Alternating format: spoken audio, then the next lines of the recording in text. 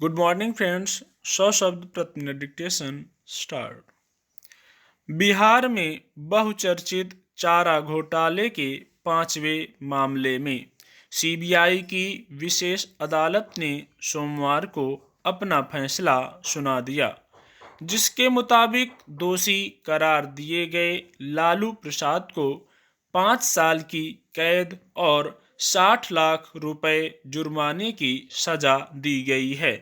बीते करीब 2.5 दशक से जिस तरह इस घोटाले ने बहुत सारे लोगों का ध्यान अपनी ओर खींचे रखा है, उसके मद्देनजर सीबीआई अदालत का यह फैसला एक अहम कड़ी है, खासतौर पर इसलिए भी कि इस पांचवें मामले में झारखंड के डोरंडा कोषागार से अवैध निकासी की रकम अब तक के चारों अन्य मामलों में सबसे ज्यादा 139 करोड़ 50 लाख रुपए थी।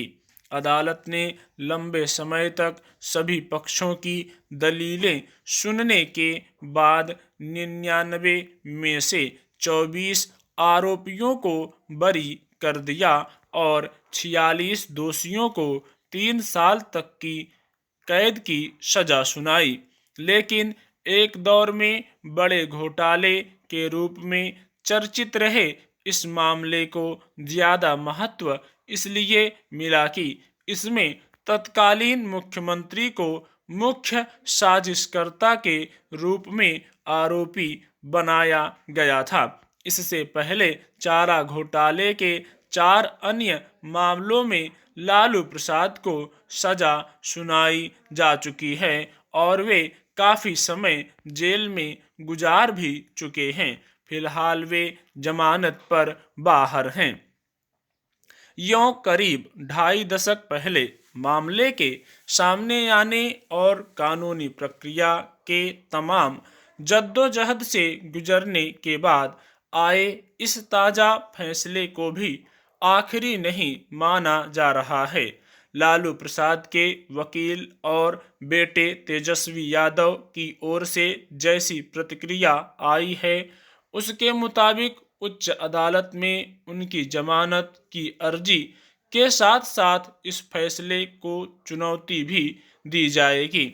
लेकिन सीबीआई अदालत के फैसले के बाद इतना तय है कि फिलहाल लालू प्रसाद को मिली सजा कानूनी प्रक्रिया के तहत ही अमल में आएगी। लालू प्रसाद चूंकि भारतीय राजनीति में एक कद्दावर नेता रहे हैं, इसलिए उन्हें मिली सजा के बाद उनके पक्ष और विपक्ष की ओर से आई प्रतिक्रियाएं स्वाभाविक ही हैं। यह एक तथ्य है कि चारा घोटाला लालू प्रसाद के शासनकाल में उजागर हुआ था और उस अवधि में मुख्यमंत्री होने के नाते उनकी जिम्मेदारी बनती थी। भले ही उनकी पार्टी की ओर से यह कहा गया कि इस घोटाले में मुकदमा दर्ज करने का आदेश खुद लालू प्रसाद ने ही दिया था, लेकिन यह अदालत के विचार का प्रश्न होता है कि दर्ज मुकदमे में जांच और उसके विश्लेषण के बाद किसे दोषी के तौर पर चिन्हित किया जाता है। हालांकि चारा घोटाले की अवधि लालू प्रसाद के शासनकाल से पहले से मानी जाती है, लेकिन किसी भी मामले के सामने आने और उस पर आए फैसले के मुताबिक ही उसका आकलन किया जाता है।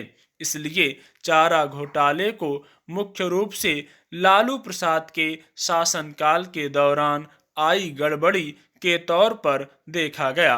अब तक इस घोटाले के अलग अलग मामलों में आए फैसलों में भी लालू प्रसाद को दोषी मानते हुए सजा तय की गई है।